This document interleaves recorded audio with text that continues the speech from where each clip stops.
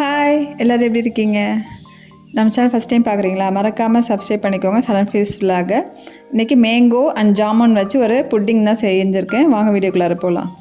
அதுக்கு ஜாமுன் சீசன் அப்போ நம்மளுக்கு ஈஸியாகவே இது கிடைக்கும். ஸோ அதை வாங்கிக்கோங்க. நல்லா கழுவிட்டு மண்ணெல்லாம் இல்லாமல் அலசி வச்சுக்கோங்க. கொட்டையில் சீட்ஸ்லாம் எடுத்துகிட்டு நம்ம வந்து இதேமாரி கட் பண்ணி வச்சுக்கோங்க. கட் பண்ணதை நம்ம மிக்ஸி ஜாரில் போட்டு நல்லா வந்து கிரைண்ட் பண்ணிக்கலாம். நல்லா திக் பேஸ்ட் மாதிரி கிரைண்ட் பண்ணி வச்சுக்கோங்க. கிரைண்ட் பண்ணிவிட்டு அதுக்கப்புறமா உங்களுக்கு வேணும்னா லைட்டாக தண்ணி ஊற்றி அரைச்சிக்கலாம். நல்லா நைஸாக இந்த மாதிரி அரைச்சி எடுத்துக்கணும். இதை அரைச்சி வச்சதை ஒரு கிணத்துல வந்து ட்ரான்ஸ்ஃபர் பண்ணி வச்சுக்கோங்க. அந்த கழுவுனது அதில் உள்ள தண்ணியும் லைட்டாக கழுவி அதில் ஊற்றிக்கோங்க. இப்போ மேங்கோ நல்லா ஸ்வீட்டான மேங்கோவாக இருந்துச்சுன்னா சூப்பராக இருக்கும். ஸோ அதோட ஃப்ளஷை எல்லாமே எடுத்து இந்த மாதிரி அரைச்சி திக் பேஸ்ட்டாக வச்சுக்கலாம். இன்றைக்கி நான் ஜெலட்டின் தான் யூஸ் பண்ணியிருக்கேன். உங்கள்கிட்ட அகர்கர் இருந்தால் அதையும் யூஸ் பண்ணிக்கலாம். அதை ஒரு கிணத்துல பவுலில் போட்டு தண்ணி ஊற்றி கொஞ்சம் நேரம் ஊற வச்சுருக்கேன். அது கொஞ்சம் நேரம் ஊறட்டும். எவ்வளோ அளவு தண்ணியெல்லாம் கிடையாது, ஓரளவு நம்ம 2 புட்டிங் செய்கிறதுனால 2 புட்டிங் தகுந்த மாதிரி நான் ஊற்றிருக்கேன் தண்ணி, அவ்வளோதான். இப்போ ஒரு பேனில் சுகர், மேங்கோ வந்து ரொம்ப ஸ்வீட்டாக இருந்துச்சுன்னா அதுக்கு தகுந்த மாதிரி நம்ம சுகர் ஆட் பண்ணிக்கலாம். கம்மியாக ஆட் பண்ணிக்கலாம், இல்லை கூட ஆட் பண்ணிக்கலாம்.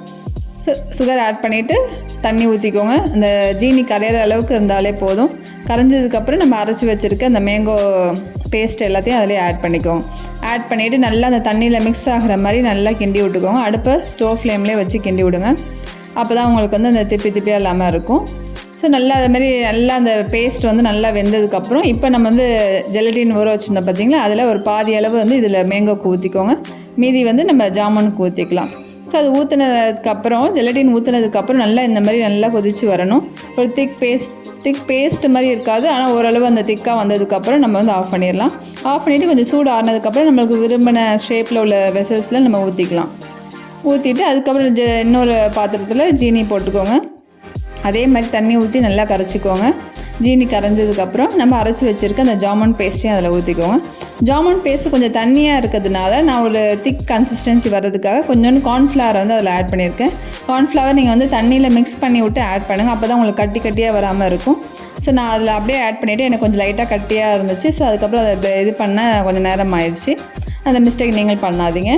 ஸோ அதை கரைச்சி விட்டுட்டீங்க. அதுக்கப்புறம் அது நல்லா கொதிக்கட்டும். அந்த ஜாமுன் இது வந்து நல்லா கொதிக்கணும். நல்லா கொதிச்சதுக்கப்புறம் நம்ம மீதி வச்சுருக்க அந்த ஜெலட்டின் தண்ணி இருக்குது பார்த்திங்களா, அந்த ஊற வச்ச தண்ணி அதில் ஆட் பண்ணிக்கோங்க.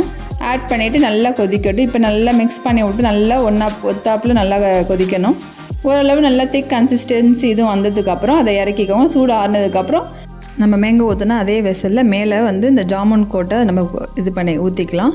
அதுக்கப்புறம் ஃப்ரிட்ஜில் வச்சு எடுத்துட்டோன்னா நம்மளுக்கு புட்டிங் ரெடி ஆயிரும்.